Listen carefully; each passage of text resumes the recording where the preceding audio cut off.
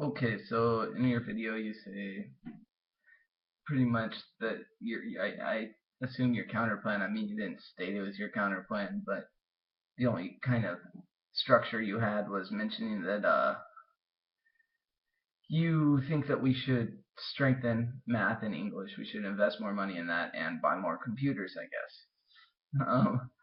So you don't really have any counter plan or structure, basically, or any structure to your counter plan. So I don't really know how you would, going off this, I don't know how you would strengthen math and English scores. You can't just put money in a fund and expect the scores to skyrocket. I mean, that's just kind of ludicrous to think that.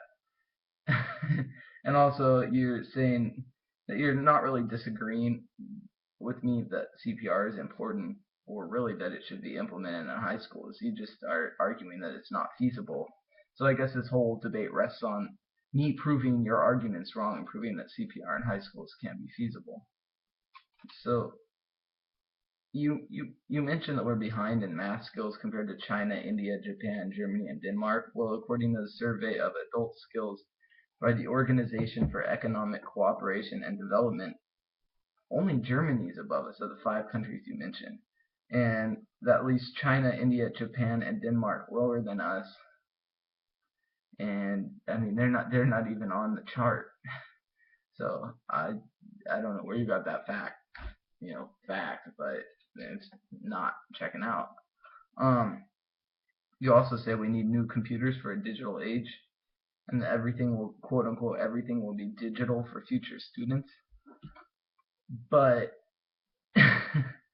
you know, I mean, what future students in 2050, 2075? I mean, that's not a current issue. That's not a current subject. I mean, I don't even think that bears any significance really. I mean, I don't think it really.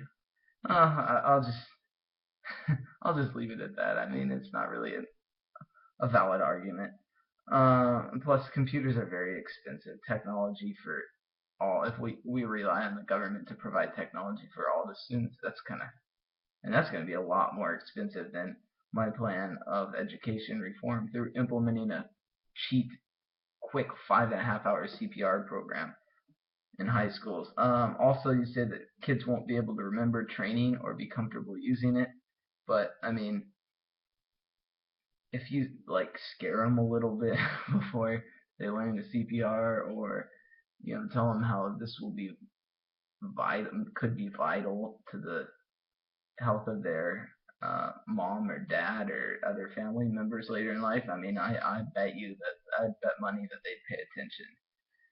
And I mean, going off of that, as for like long-term knowledge retention from high school, I just took a bio test, and that's a hard class. I mean, half the kids dropped the class.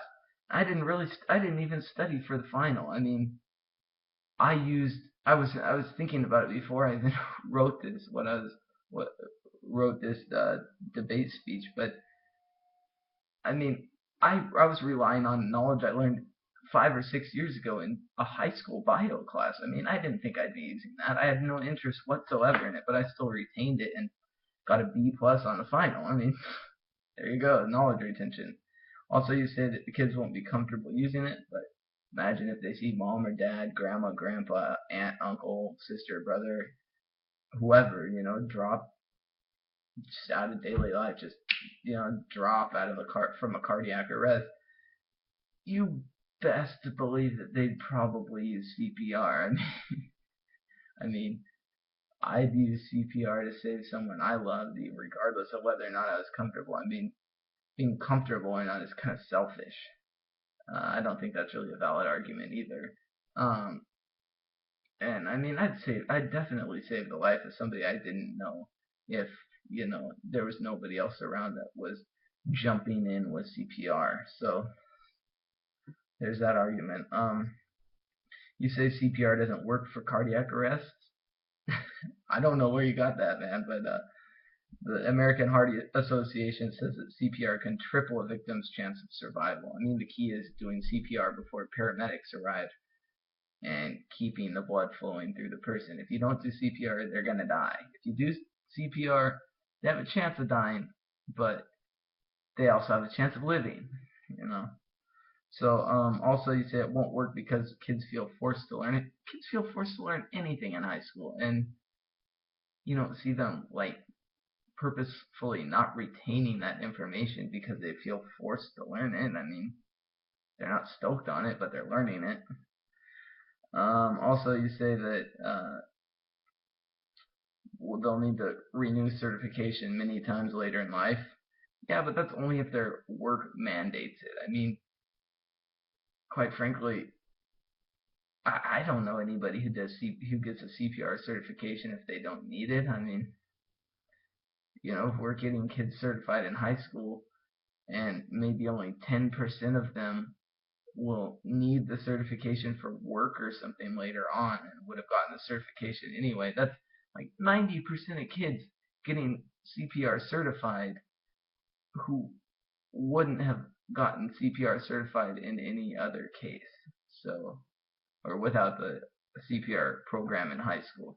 So I mean that in and of itself makes it worth it. I mean whether or not they retain it, I mean it's unavoidable. Probably at least half of them are going to retain it.